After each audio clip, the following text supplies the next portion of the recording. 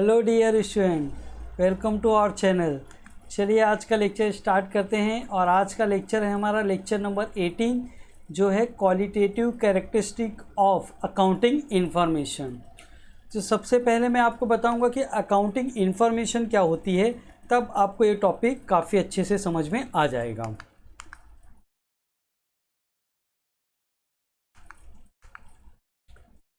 Qualitative characteristic of accounting information. तो सबसे पहले हम देख लेते हैं ये अकाउंटिंग इंफॉर्मेशन क्या होती है, तब उसकी जो क्वालिटेटिव कैरेक्टरिस्टिक है वो आपको काफ़ी अच्छे से समझ में आ जाएगी। अकाउंटिंग इंफॉर्मेशन को मैं दो पार्ट में डिवाइड कर सकता हूँ।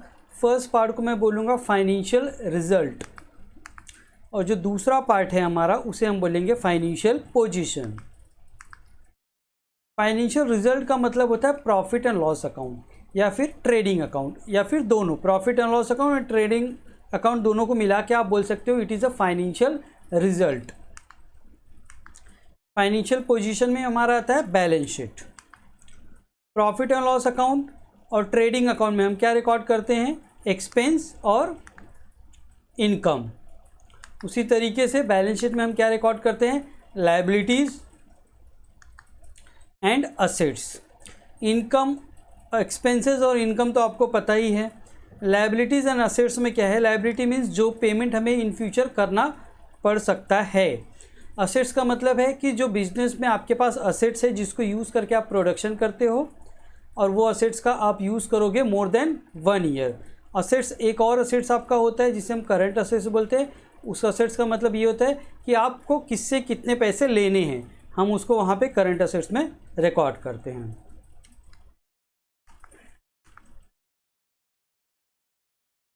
अर्निंग पोटेंशियल और फाइनेंशियल रिजल्ट।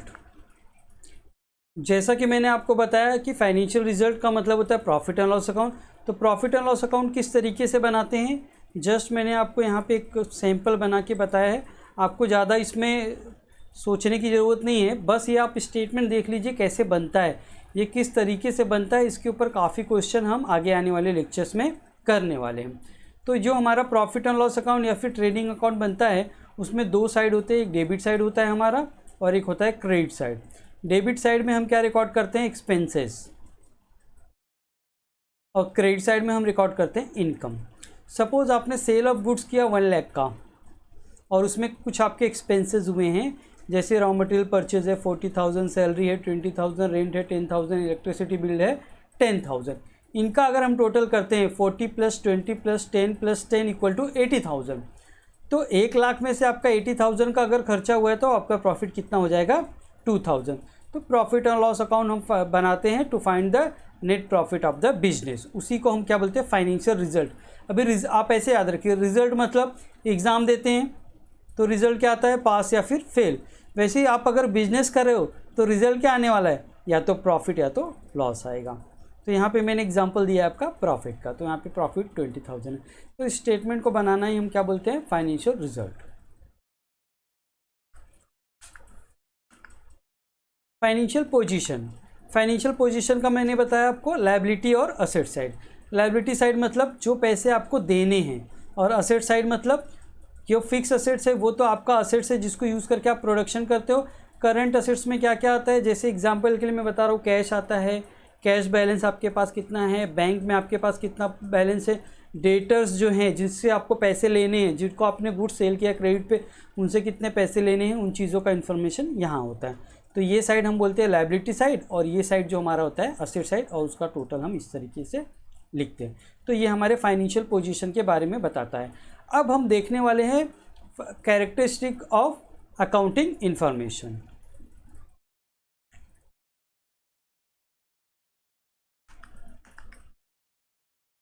यहाँ पे मैं आपको पहले समरी बता देता हूँ, उसके बाद जो डिटेल डिस्कशन है आपके स्टडी मटेरियल में जो दिया गया है फिर हम उसे डिस्कस करेंगे।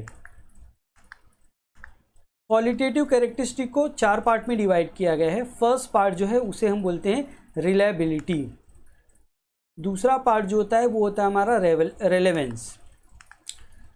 थर्ड पार्ट को हम बोलते हैं अंडरस्टैंडेबिलिटी, और फोर्थ पार्ट जो है हमारा है वो कंपेरेबिलिटी। सबसे पहले रिलायबिलिटी। रिलायबिलिटी का मतलब भी क्या होता है, रिलायबल मीन्स भरोसा करना।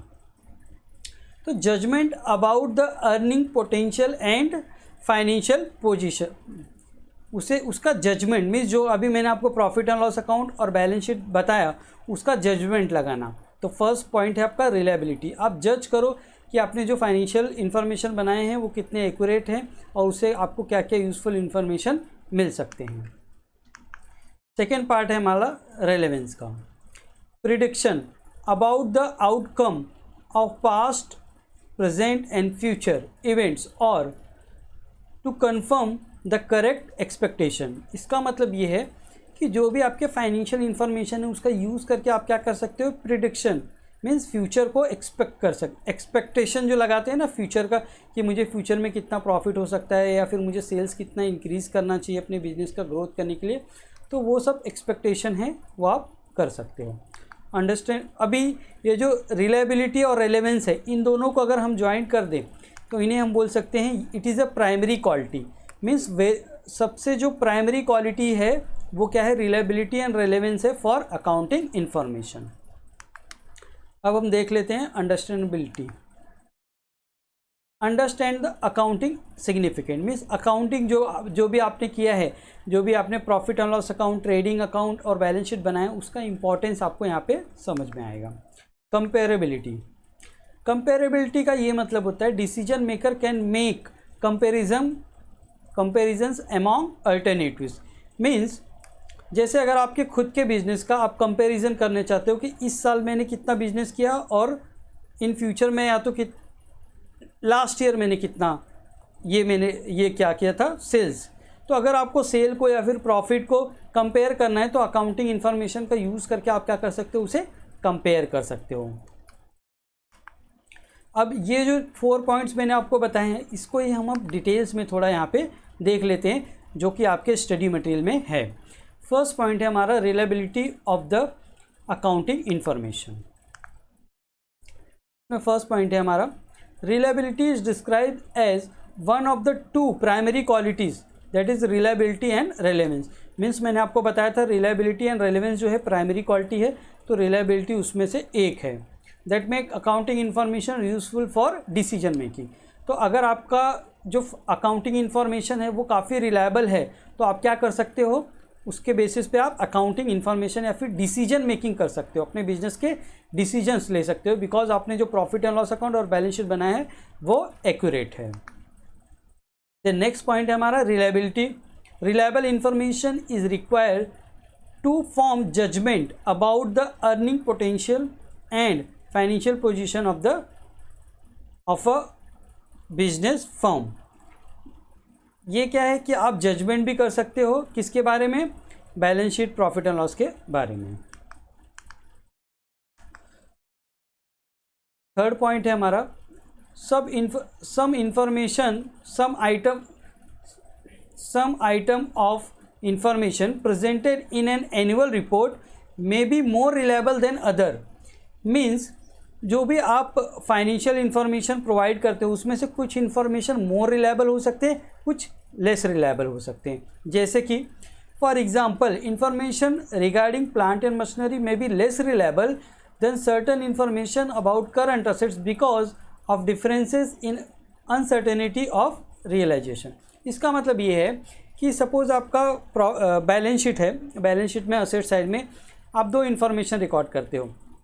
एक इन्फॉर्मेशन आप रिकॉर्ड करते हो फिक्स असेट्स और दूसरा इन्फॉर्मेशन रिकॉर्ड करते हो करंट असेट्स। अब जो फिक्स असेट्स होता है हमारा उसकी यूज़फुल लाइफ जो होती है मोर देन 1 ईयर होती है, वो कभी कभी 10 ईयर 12 ईयर्स तक भी उसकी लाइफ हो सकती है। इसीलिए ऐसा कहा गया है कि वो इन्फॉर्मेशन लेस रिलायबल हो जाती है, बिकॉज आपने एक प्लांट एंड मशीनरी ख़रीदा है जिसकी लाइफ 10 ईयर्स है, तो 4 साल के बाद उसका जो वैल्यू है वो एक्सपेक्ट करना थोड़ा डिफ़िकल्ट हो सकता है, इसीलिए उसे हम बोलेंगे वो लेस रिलायबल है। बट जो स्टॉक होता है, जो करंट असेट्स होता है आपका, जो स्टॉक होता है या फिर कैश बैलेंस होता है या फिर बैंक बैलेंस जिसे हम बोलते हैं करंट असेट्स, तो उसकी रिलायबिलिटी ज़्यादा होती है, बिकॉज कैश का बैलेंस तो करेक्ट ही होगा, बैंक का बैलेंस भी करेक्ट होगा, और आपके पास जो स्टॉक है, जो आपका क्लोजिंग स्टॉक है, बिजनेस का स्टॉक है, जो अभी फाइनल प्रोडक्ट्स है, फिनिश गुड्स जो आपका है, वो जो स्टॉक है उसका जो वैल्यू है नॉर्मली वो मोर एक्यूरेट होता है as compare to fix assets. Next हमारा इसमें पॉइंट है relevance of the accounting information.